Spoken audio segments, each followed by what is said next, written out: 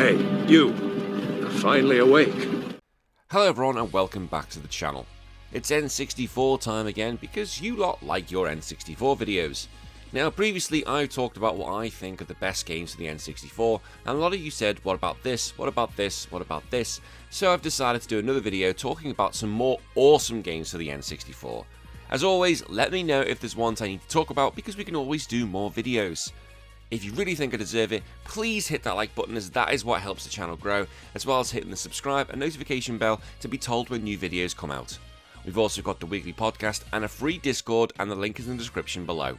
Right, let's get into it, shall we? Some awesome games for the N64. 1080 Snowboarding.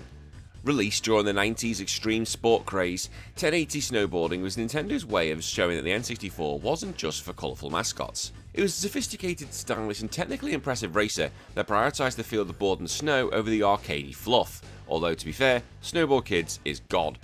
To this day, many fans argue that this physics engine captures the weight and friction of snowboarding better than almost any other modern title.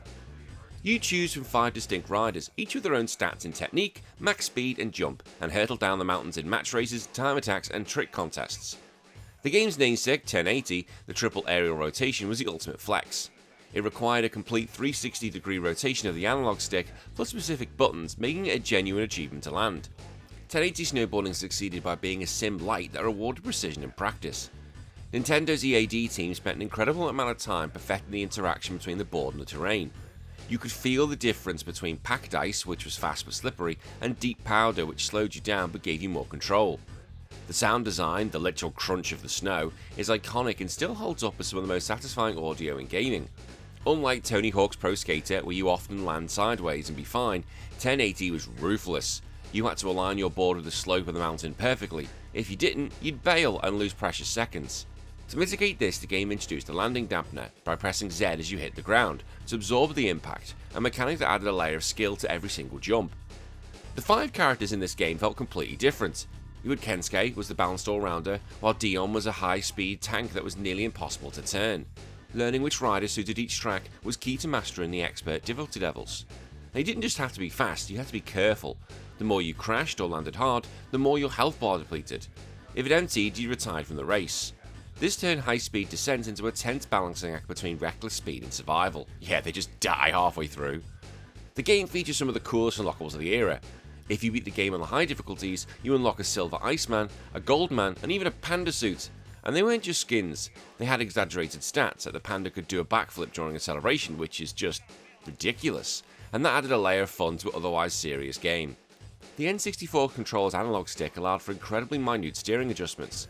This made chasing ghosts in time attack made an obsession for many. Finding the perfect line, shaving half a second off by jumping a specific fence or hooking a corner, provided a one more run addiction that's lasted for years. 1080 Snowboarding is a masterclass in atmosphere and mechanics. It's a cool game that actually had the substance to back up its style. It remains a high watermark for the N64 because it didn't just simulate a sport, it simulated the sensation of being on the mountain. Super Smash Bros. Yeah, this one really should have been in my best. I completely forgot about it, I really did, because I love Smash Bros. Before this game, fighting games were previously all about quarter circle movements and memorising 20-hit combos in a dark alley. Then Nintendo and HAL Laboratory decided to throw Mario, Link and Pikachu into Arena to beat the stuffing out of each other. It transformed the genre from a technical chore into a chaotic party, creating a subgenre of platform fighters that everyone is still trying to copy today, and failing.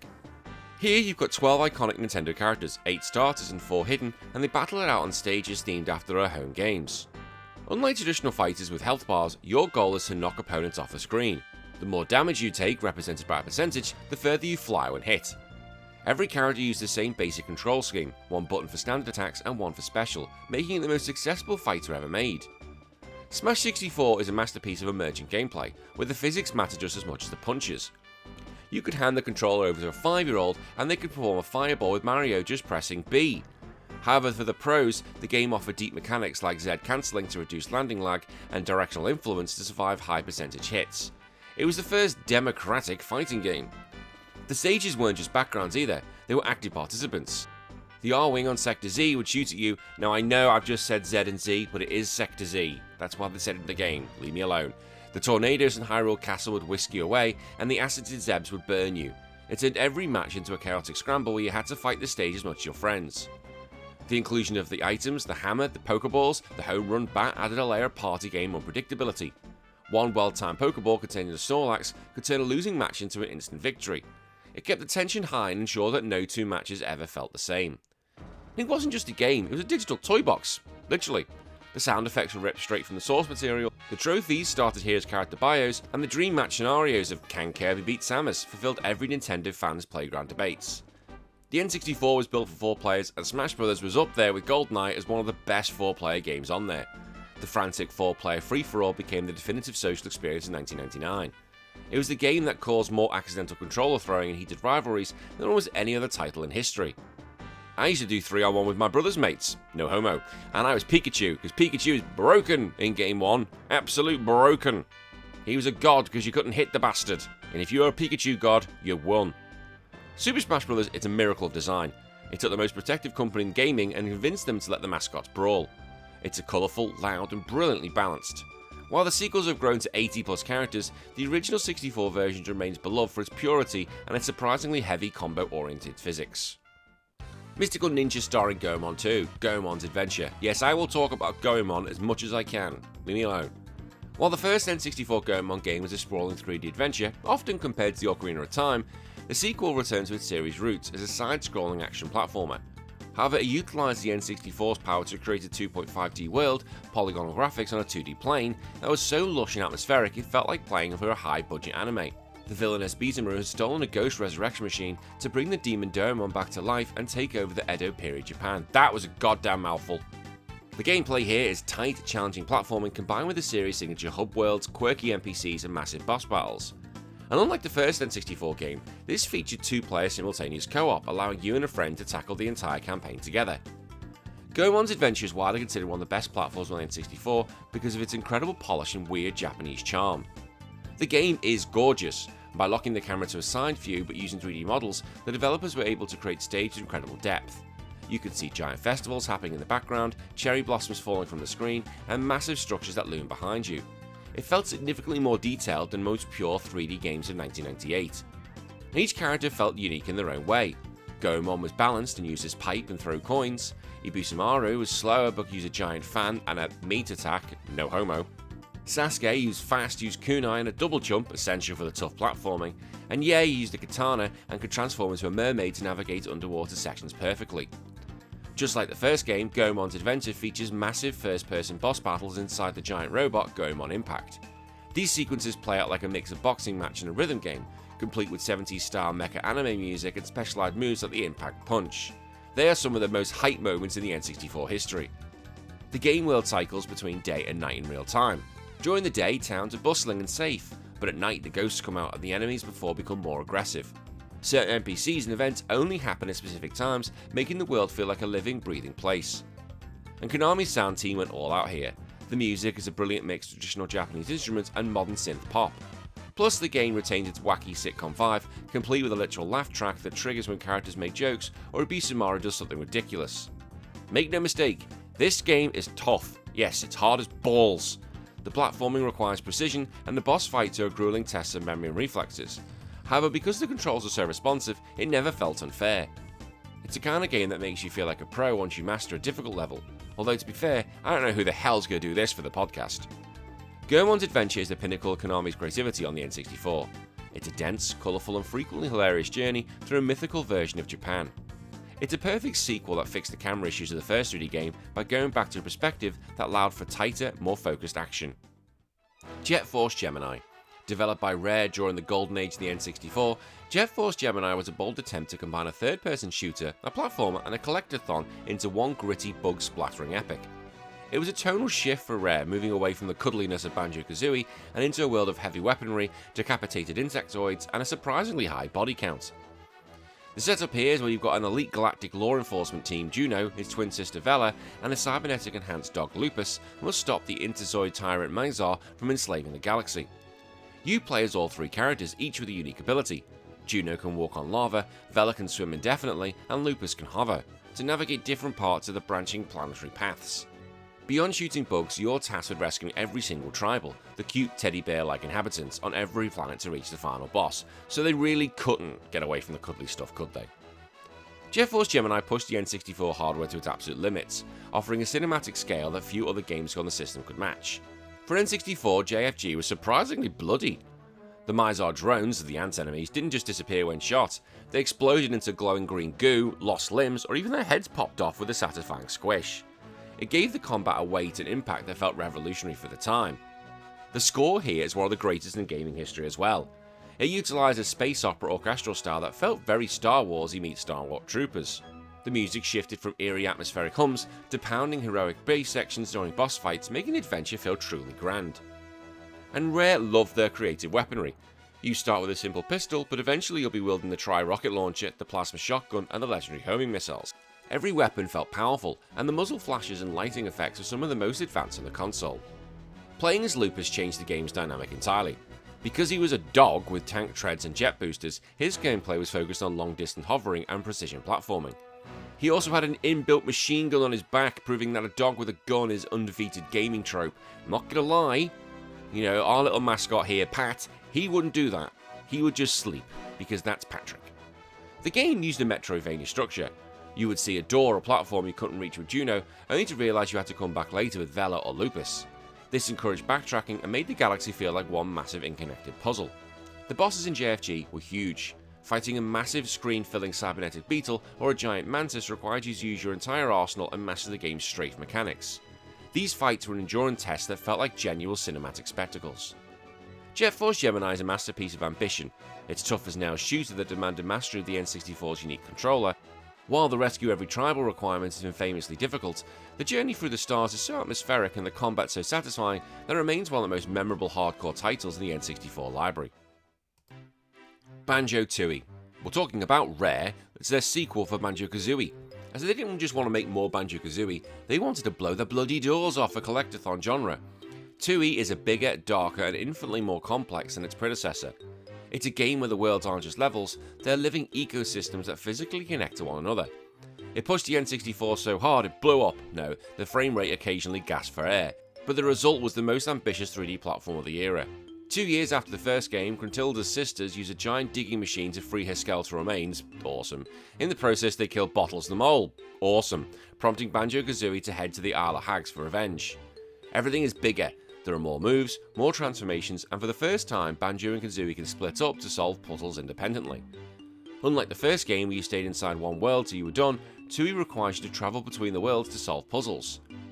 Banjo-Tooie is a masterpiece of the grand design. It treats the player like a genius who can handle complex logic puzzles. The most game-changing addition was the split-up paths. For the first time, you can play as solo Banjo, who could use his backpack as a sleeping bag or as a weapon, or a solo Kazooie, who was incredibly fast and could hatch eggs. God, I love that sound effects. This doubled the puzzle potential, requiring you to coordinate their separate abilities to hit switches or reach new areas. The level designs are mind-blowing. In Tooie, worlds are linked. You can take a train, Chuffy the Train, cool name, from a fire and ice world to a dinosaur world. You can drop a giant icicle from one level to create a platform in another, and it made the Isle of Hags feel like a real, persistent place rather than a series of disconnected floating islands. In the first game, Mumbo Jumbo transformed you, still thinking you can't say that now. In Tooie, Mumbo is a playable character. You control the shaman himself to perform powerful magic on the environment, while a new rival, Humba Wumba, probably still can't say that either, handles the transformations, turning you into a goddamn T-Rex, a washing machine, or even a submarine. Rare also leaned into their GoldenEye experience by including first-person shooting segments inside certain areas. You then essentially had to choke the chicken because Kazooie essentially became a handheld machine gun, firing eggs in a 3D shooter style that was a wild, fun departure from the standard platforming, and I know what I goddamn said. Tooie doubled down the series' legendary British wit. The game starts with the main character's death and features plenty of meta jokes about the gaming industry, sequels, and how annoying collectathons can be. It has an edge that makes it feel grown up compared to the bright sunshine of the first game. What would you think they'd say now about the gaming industry if they did a new one? Ho ho, ho ho, people be on Twitter, you can't say that about this, you can't offend me, blah, blah, blah, blah, blah. It would happen, and I'll get hate for that comment alone. The game is stuffed with side activities, bumper cars, soccer matches against aliens, trivia shows, and high-speed races. It never allows you to get bored with just jumping and spinning, as there's always a new sub-game around the corner. Banjo-Tooie is the ultimate N64 platformer. It's a massive, sprawling epic that rewards brain power as much as thumb power. While its sheer size can be intimidating, the satisfaction of finally connecting the dots between two distant worlds to earn a single jiggy is one of the greatest feelings in 16-bit or 64-bit gaming. Wave Race 64. Now, I'm going to put this out there. Wave Race 64 is absolutely underrated. Really is. I covered it for the podcast. Bloody underrated. Released just months after the N64 released, Wave Race was the ultimate tech demo that accidentally became one of the greatest races ever made. While Super Mario 64 showed us how to move in 3D, Wave Race showed us how to use 3D environments we can interact with. It wasn't just a race against 3 other jet skiers, it was a constant rhythmic battle against one of the most realistic water physics the world has ever seen, and you still can't beat that today. You select one of 4 riders and race the jet skis across 9 tropical and exotic locations. Obviously, you're not on a road, you're on water. Waves, in fact, that change size and the frequency based on the weather, the difficulty, and even the lap you're on. Now, instead of just following a path, you must slalom around red buoys and yellow buoys. I know that can be pronounced differently, that's how I pronounced it in England. Come at me with other pronunciations of them. By getting correct turns, build your power meter for a speed boost. 5 misses and you're actually disqualified. Wave Race 64 is a masterclass in sensory gameplay. It's one of the few games where you can actually feel the surface you're travelling on. In 1996, the water in Wave Race looked like an absolute miracle. It featured transparency, reflections, and most important, buoyancy. Your jet ski doesn't just sit on top of the water, it displaces it. You have to learn to time the waves, cresting a big one to get airtime, or nosediving into a trough to maintain grip. To this day, few games have captured the weight of the water this effectively. The game utilised the N64's analog stick to perfection. By pulling back, you could lift the nose of the jet ski to skim over waves for more speed, and by pushing forward, you'll dig in for tighter turns. Mastering the Z button to emerge or the B button to dampen landings turned the game into a high-speed dance where your posture mattered as much as your throttle. Each course is great as well. You have the blinding morning sun of the Sunset Bay, the eerie low-visibility fog of Drake Lake, and the treacherous stormy swells of Marine Fortress. The way the water changes from crystal clear to dark and churning isn't just a visual trick, it completely alters how the jet ski handles. While racing is the main event, the stunt mode turned the game into a proto-Tony Hawk. You could perform backflips, barrel rolls, do a barrel roll, handstands and helicopter spins. It rewarded precision and timing, giving the game incredible replay value for those who wanted to master physics engine's limits. The game radiates a bright, optimistic late 90s Nintendo energy. Combined with the breezy, jazzy synth pop soundtrack, makes every race feel like a summer vacation. And Nintendo packed the game with legendary Easter eggs. If you followed a specific dolphin in the warm-up mode, you could actually ride a giant dolphin instead of a jet ski. You could even unlock reverse mode, which didn't just mirror the tracks, but actually changed the wave patterns to make the backward route feel like a brand new challenge. Wave Racer is one of the zen games of racing games. It's about finding a flow state where you stop fighting the water and start riding with it. It's a short game in terms of track count, but the depths of its mechanics and the sheer beauty of its golden hour aesthetics make it a timeless masterpiece that still feels fresh nearly 30 years on, and it really does. And finally, Pokémon Stadium 2. Coming out at the very end of the N64's life, the sequel didn't just add the 100 new Johto Pokémon, it refined the entire experience to a masterclass of strategy and utility. It was the ultimate companion piece to Pokémon Gold, Silver and Crystal, transforming the flat pixelated sprites of the Game Boy into living, breathing 3D titans. There's no story mode here, instead you face a series of high-level tournaments in the stadium, or battle through the Gym Leader Castle, which features both the Johto and Kanto leaders, including an epic final showdown with Red. All 250 Pokémon from the first 2 generations are fully rendered in 3D, including their unique animations and cries. The game's soul lived in whatever you plugged into your controller, allowing you to use the Pokémon you actually caught and trained on the Game Boy in full 3D. Pokémon Stadium 2 is the pro version of Pokémon. It respected the player's intelligence and provided the tools that handhelds simply couldn't. Seeing your Typhlosion or Lugia in 3D for the first time was a religious experience for fans. The move animations were significantly upgraded from the first game. Hyper Beam felt like an actual world-ending event, and Surf actually looked like a crashing tidal wave. It gave the turn-based combat a cinematic weight that made every decision feel more intense. The most underrated feature was led by the eccentric Earl, and the Academy was a deep dive into the math of Pokemon. It taught players about the hidden mechanics like Stab, which is the same type attack bonus, held items, and complex status effect strategies. It features a massive library of every move and item in the game, essentially serving as a pre-internet Smogon for young competitive players, and if you know Pokemon, you know exactly what I just said. There are 12 new mini-games that are arguably the best in the series, from Egg Emergency, catching eggs as Chansey, to Clear Cut Challenge, the iconic log-cutting game with Scyther and Pinsir. They were fast, polished, and supported 4-player multiplayer. They provided a perfect party game break from the grueling tactical battles of Stadium. If you did have a transfer pack, which of course you should have one, the lab was your command center. You could trade Pokemon between cartridges without a link cable, organize your PC boxes with a mouse-like cursor, and even view your Game Boy room in 3D. It turned the tedious management of the handheld games into a streamlined high-tech experience. Playing Pokemon Gold, Silver on your TV was great, but the real prize was unlocking the Doduo and Dodrio speed-up modes. This allowed you to play your Game Boy games at 2 times or even 3 times speed, and it made grinding for levels or hatching eggs on the handhelds indefinitely faster, making Stadium 2 essentially a productivity tool for serious trainers, and I'm not gonna lie, I use that thing a lot. For those who thought Pokemon was a kids game, it's not. Stadium 2 offered round 2. Once you beat the main game, everything reset with significantly smarter AI and perfectly EV trained teams, and if you don't know what that means, you ain't got a clue here. An EV basically means your stats, alright? EVs are like your hidden values, yes, so they basically had godlike teams. The CPU would use competitive level switches, predictions, and item combos, making it one of the most challenging single player experiences in the entire franchise. Pokemon Stadium 2 is the definitive 3D experience in the classic era. It wasn't just a game, it was an ecosystem. It rewarded the time you spent on your Game Boy and gave you a grand stage to show off your hard work. It remains a gold standard of how to make a companion game that actually adds value to the main series. And that's it, some awesome games for the N64. As always, let me know what I need to talk about because we can always do a part 2. Until then, I'll see you all in a few days. My name's been Danny, take care of yourself, bye bye.